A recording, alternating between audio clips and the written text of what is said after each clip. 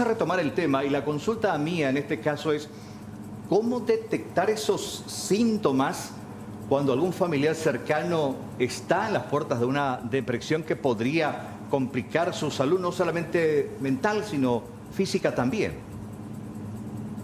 Sí mismo es, justamente. Y se presentan justamente síntomas de aislamiento, hay un cambio de humor, ¿verdad? Hay un cambio en el estado de ánimo, justamente en las personas que empiezan a desarrollar este tipo de cuadros depresivos inicialmente, ¿verdad? Y se caracteriza, como bien mencionaba, a veces con los cambios de conducta, ¿verdad? Una persona que por lo general era de dialogar, que era de comunicarse, se vuelve más retraída, a veces más callada, menos bromista, ¿verdad? Tiende a aislarse, a ser menos sociable, ¿verdad? A estar mucho más retraído, retraída, mucho más silencioso, ¿verdad? No necesariamente, ya cuando es el caso más grave, es cuando la persona, y lamentablemente ahí recién la gente se percata, cuando por ejemplo la persona ya no quiere levantarse de la cama, quiere dormir todo el tiempo. Esos ya son síntomas mucho más llamativos y cuando ya se avanzó mucho, cuando la depresión avanzó, ¿verdad? Pero justamente cuando estamos también observando, cuando una persona está todo el tiempo como más irritable, con menos paciencia, ¿verdad? Que es muy característico justamente de estos tiempos. Por eso le hablaba que muchos de nosotros podríamos estar presentando signos a veces sin darnos cuenta, ¿verdad? El hecho de desarrollar un trastorno en el sueño también, no poder dormir bien, el hecho de no sentirse descansado o descansada. Un montón de personas todo el tiempo se están quejando o sienten que no están descansando bien, se sienten todo el tiempo agotados, ¿verdad? Todo el tiempo la desmotivación constante, ¿verdad? Todo eso que estoy mencionando, ¿verdad? Son signos que probablemente nos estén señalando que una persona está ingresando en un cuadro depresivo, ¿verdad? Y obviamente, ya agravándose este cuadro, cuando empiezan las ideaciones suicidas que son mucho más graves. Y ojo, ¿esto qué implica? Que la persona en el mejor de los casos, verbaliza y dice, por ejemplo, que está todo el tiempo cansado, cansada, que está cansado de la vida, que quiere darse un viaje y no volver, que ya no se quiere despertar. Tenemos que estar muy atentos y atentas a ese tipo de discursos porque algo está pasando ahí. En ese sentido, Iván, ¿cuál es la primera acción como medida de urgencia que podemos tomar? Por un lado, si detectamos que tenemos a un compañero o a un amigo que se encuentra en esa situación, o por otro lado, si de repente uno mismo se siente acorralado, sin salida o entrando en una fase de depresión.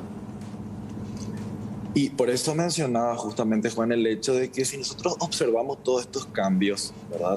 Si nosotros de alguna manera identificamos, ¿verdad? Que alguien en nuestro entorno está de esa manera, sería bueno confrontarle de una manera, ¿verdad?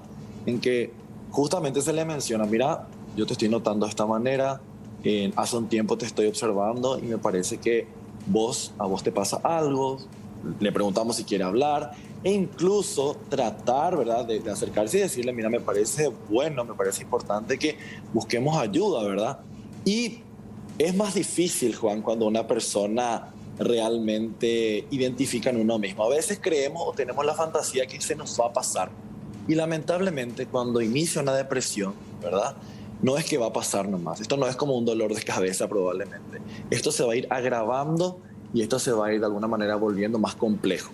Y la persona se va a ir apagando básicamente, oscureciendo básicamente y se va a sentir justamente de esa manera, ¿verdad?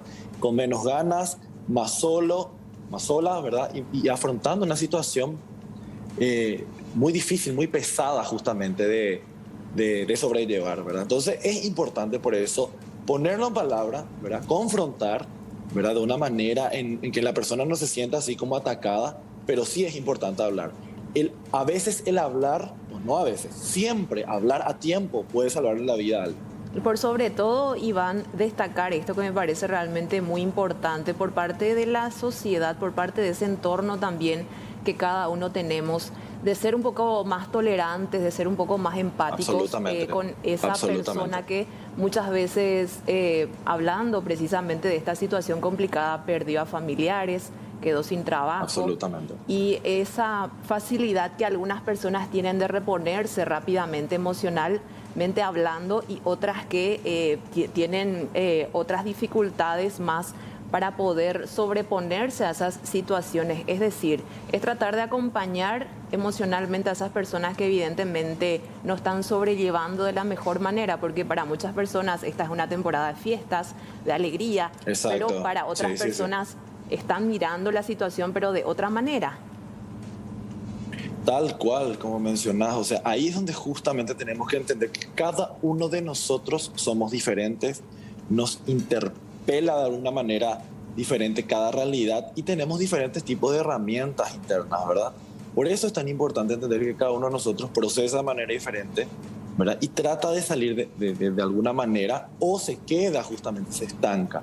Entonces es importante entender, no podemos forzarnos y a veces queremos dar esos tips, ¿verdad? Desde nuestra realidad, de nuestra visión y decirle, no, vos tenés que hacer esto, tenés que hacer aquello, te vas a sentir mejor, tenés que valorar esto, aquello. Pero el otro no ve desde ese lugar, está viviendo un dolor, ¿verdad? O está hundido a veces en una situación que siente que no puede salir más, que no puede continuar.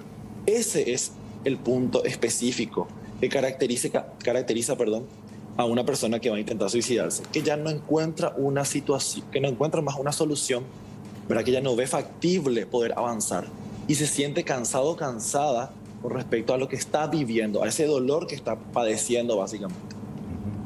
Ese es el momento en el que hay que buscar ayuda profesional, un psicólogo, un psiquiatra, alguien que nos oriente a hacer esa, higiene mental, porque tenemos tanta basura en la cabeza que a veces eso no nos permite tener una visión bastante clara de lo linda y bella que es la vida a pesar de todas las adversidades y tratar de entender a veces cómo un joven profesional, lo que ocurría hace unos días en el IPS, cómo un joven profesional puede tomar una determinación como esa o tanta otra gente también.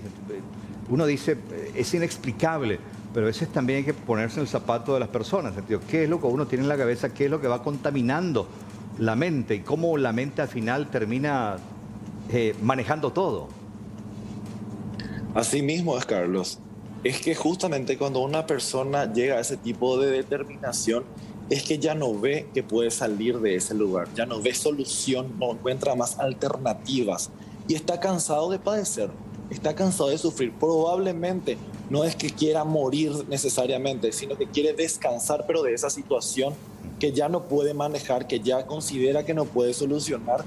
Y la agobia es tanto justamente el sufrimiento de esta persona que decide probablemente intentar sacarse la vida o terminar con su vida justamente, ¿verdad? Entonces, como vos mencionás, es muy fácil juzgar desde un lado y no poder entender.